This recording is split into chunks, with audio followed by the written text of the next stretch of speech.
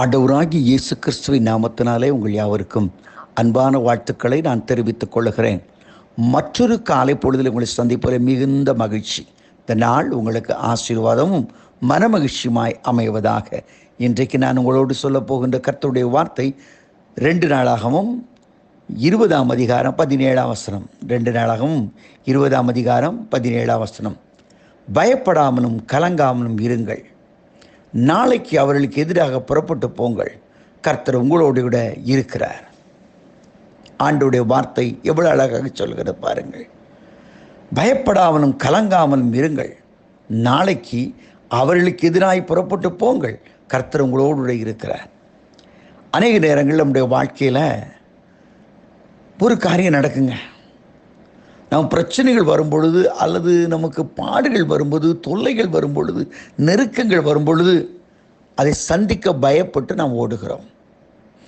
நாளைக்கு அந்த இடத்துல பிரச்சனை வரப்போகுது, நாளைக்கு அவன் வரப்போகிறான், நாளைக்கு இதை கேட்க போகிறாங்க என்று தெரிந்த உடனே நழுவலாமா என்று பார்க்கிறோம் இல்லையா? அதை எப்படி நம்மளால் ஃபேஸ் பண்ண முடியும்? எப்படி எந்த மூஞ்சை கொடுத்துக்கிட்டு அவன்கிட்ட பதில் சொல்ல முடியும்? ஐயோ, அவனுக்கு நான் காரியங்களை செய்ய வேண்டியிருக்கிற பயந்து நடுங்கிற எத்தனையோ மக்கள் இந்த உலகத்திலே பார்க்கிறோம்.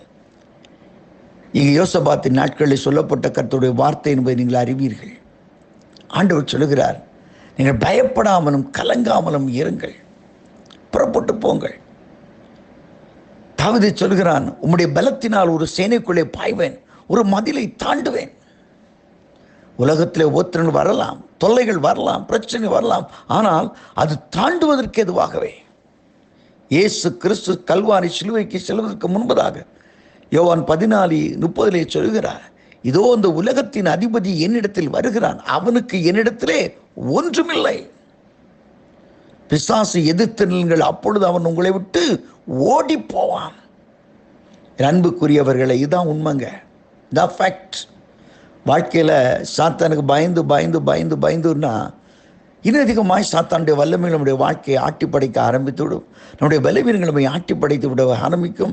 நம்முடைய புலமதமான குழப்பமான சூழ்நிலையும் மாறிவிடும். ஆனால் ஆண்டவர் சொல்கிறார், நீங்கள் புறப்பட்டு போங்கள், அதான் உங்கள் வேலை. நான் உங்களோடு கூட வர்றேன், உங்களோடு கூட வருகிறேன் என்று ஆண்டவர் சொல்கிறார்.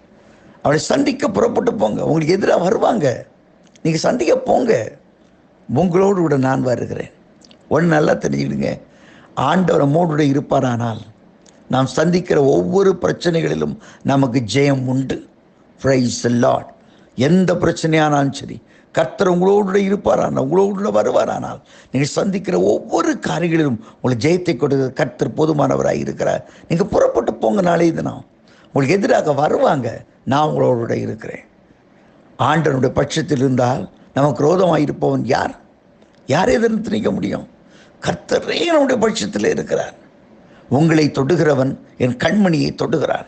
இவ்வளவு உத்தரவாதம் கொடுக்குற ஆண்டவராகி கர்த்தர் சொல்கிறார், நான் உங்களோடு இருக்கிறேன், நீங்கள் புறப்பட்டு போங்கன்னு சொல்லி. நீங்கள் ஐயா எந்த காரியத்தை குறித்து தயக்கத்தோடு உட்கார்ந்துருக்கிறார், எந்த காரியம் செய்ய முடியாது, இந்த பாடுகளை என்னால் தாங்க முடியாது, இந்த ஊத்திரங்களை என்னால் தாங்க முடியாது, இந்த வேலை என்னால் செய்ய முடியாது என்று சொல்லி கலங்கி கொண்டு இருக்கிறாயா? கர்த்தர் இந்த நாளை உன்னோடு சொல்லுகிறார், நீ புறப்பட்டு போ, நீ புறப்பட்டு போ.